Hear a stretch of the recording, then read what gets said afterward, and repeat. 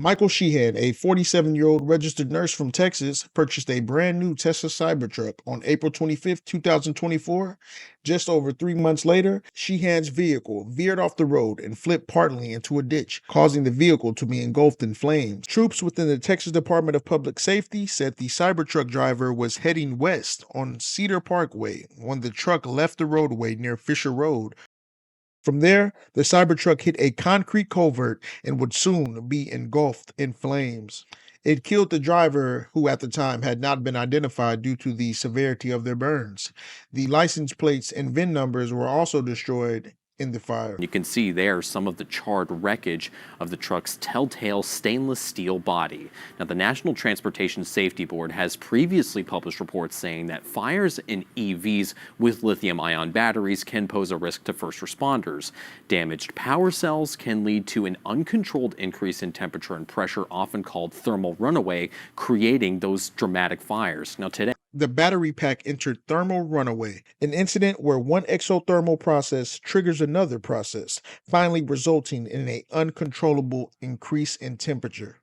Igniting a fire estimated at about 5,000 degrees Fahrenheit, hot enough to cause thermal fractures, essentially disintegrating Sheehan's bones and shrinking his body about 8 inches. Just in case some of you may be wondering, the external door handles also fail to work in these situations, and the emergency manual door releases located inside the Cybertruck are unreasonably difficult to find during an emergency. Footage from the scene shows what's left of the Cybertruck after the flames were extinguished, just a burned out shell. The vehicle goes up in a blaze. The lithium-ion batteries will fuel a fierce fire for a very long time, making it extremely difficult to put out for the fire department. Now, why are lithium fires more dangerous than a traditional fire?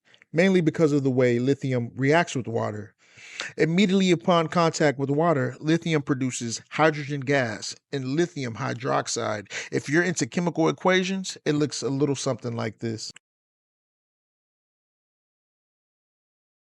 So, what's the best way to extinguish a lithium fire? The Federal Aviation Administration previously recommended the use of halon and water to extinguish the lithium fires, but halon was largely discontinued due to its ozone depleting effects, adding another hurdle to a complicated situation. Lastly, toxic emissions. When ignited, lithium batteries can release hazardous gases, including hydrofluoric acid, which pose a serious health risk. A suit by Sheehan's family says the single vehicle car crash would have normally been survivable, but that the defectively designed Cybertruck instead trapped the registered nurse inside and incinerated him alive. Sheehan's widow and parents filed the suit in Harris County, Texas, accusing Tesla of building a defectively designed vehicle with inadequate release mechanisms and lacking occupant safety and battery failure.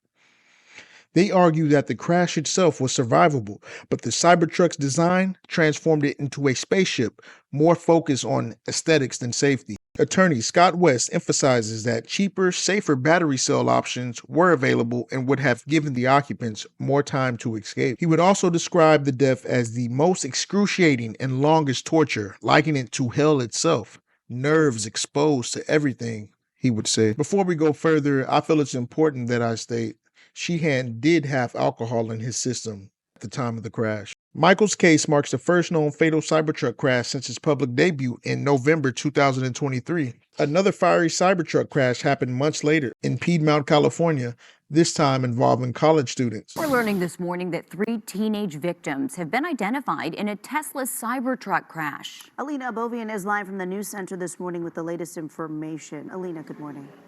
Ladies, good morning. That's right. A candlelit vigil was held last night in Piedmont Park, that's near Oakland, for all 3 victims. Now, all of them have been identified as Bay Area college students and longtime friends. Here's a look at their photos. This is Soren Dixon. He was 19 years old. He was a student at USC.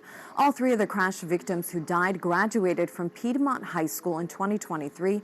They were sophomores in college. This is Krista Tsukihara, who was studying at Savannah College of Arts and Design in Atlanta. And the 3rd victim, Jack Nelson, also 19 years old. The 3 teens were killed in a fiery Tesla Cybertruck crash on Thanksgiving Eve. They were heading home from an event in Piedmont around 3 in the morning when their SUV jumped a curb, slammed into slammed into a tree and burst into flames. A fourth friend, Jordan Miller, a 20-year-old University of Wisconsin sophomore, survived the crash but suffered serious burns. When cops arrived at the scene, the SUV was engulfed in flames. Local police don't know the exact cause of the crash yet, but they believe speed may have been a factor. Safe to say that speed was a factor. Now, are there other factors associated? That is certainly possible. Tesla has issued at least 8 recalls for the Cybertruck since its release over problems ranging from malfunctioning accelerator pedals to faulty windshield wiper motors to body panels that suddenly began to delaminate. Sheehan's family is seeking damages but hasn't specified amounts yet. A case will go to jury. Attorney Scott West challenges Tesla to redesign the Cybertruck and avoid such tragedies in the future. This lawsuit raises serious concerns about EV safety, particularly the risk of thermal runaway in large battery packs, why emergency exits are still a weak point in many EVs, and the urgent need for regulatory clarity on occupant safety standards. Michael Sheehan's tragic death highlights a disturbing combination of an intense battery fire, failed escape system, and alleged design flaws. The lawsuit contends that with better engineering choices and safety features, his death could have been avoidable. As the first fatal Cybertruck incident, it marks a critical moment in Tesla's engineering priorities and their new EV safety standards.